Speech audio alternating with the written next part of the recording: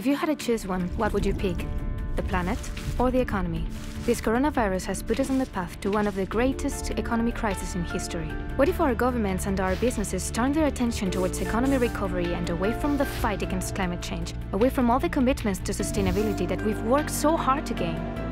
What if they want us to choose one over the other, either the planet or the economy? You can't have it both ways.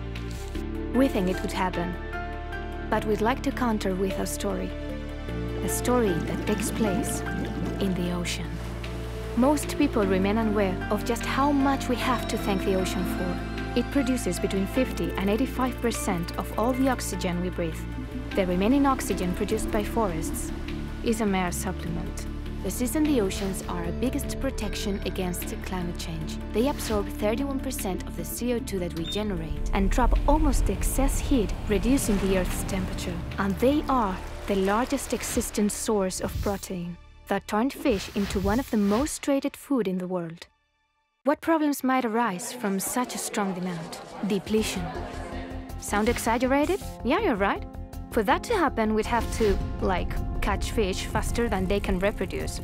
But that's exactly what we're doing. In places like the Mediterranean Sea, 63% of the fish population studied are currently at biologically unsustainable levels.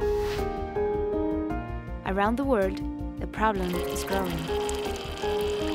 But we consume twice as much as fish as before. From 9 kilos per person in 1960, we moved to 20 kilos per person in 2017. So this headline, so controversial in its day, may not be so far-fetched. But seriously, why are we talking to you about some fish in the sea? Weren't we talking about the economy and this coronavirus? Well, we are NSC, an NGO working to prevent this from happening. So when we talk about stuff, we always use the ocean as an example. In 1997, we challenged ourselves to stopping the ocean from losing its fish without actually putting an end to fishing, which currently sustains 200 million people. We often heard we have to choose between protecting the fish and protecting the fishing industry. But those options were a false dilemma, because there is a third option. First of all, if the scientists who studied fish populations worked together with the fishermen that caught them, they'd be able to identify when they are overfishing and give the fish a break so they could repopulate before it's too late. Secondly, you don't just have to take care of the fish you are going to capture. Fishing activity must be managed carefully to minimize the impact on other species and habitats and allow them to properly recover. Thirdly, the whole food chain needs to be taken into account, from the ocean to the point of sale. Up to a third of fish that makes your plate might be mislabeled. It's possible that you've unknowingly eating a member of a protected species. We can do things like take DNA samples of the fish on sale from time to time to prevent mislabeling.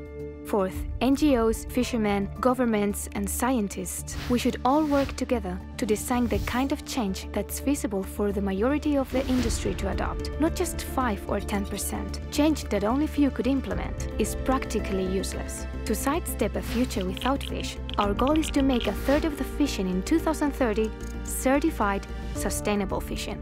Certified means you can demonstrate to an independent observer that you are doing things right, and anyone can provide evidence to the contrary. And it's already working.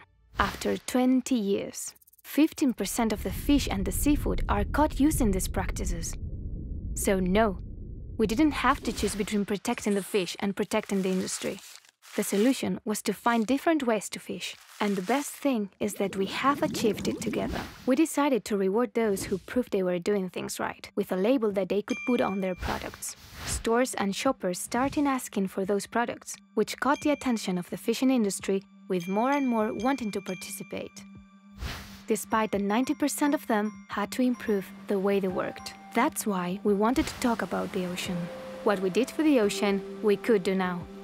Reward those who are doing things right.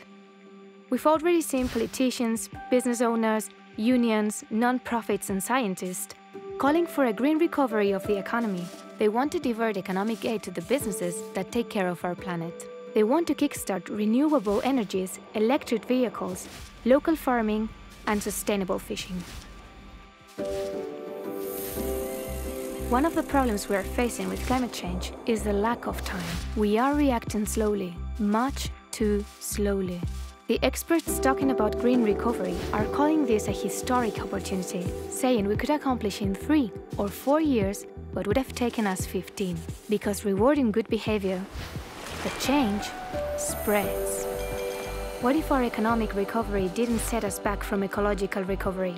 What if instead it helped us fight climate change? In the case of sustainable fishing, that change is being achieved by millions of people looking for that little blue label when they go grocery shopping. What if we could do the same thing here?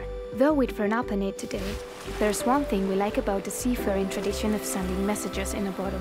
The hope was that they would reach faraway places. This video is a message in a bottle. You already know the message. We don't have to choose between the economy and the planet. Now, we are asking you to pass it on. Let's see how far it can reach.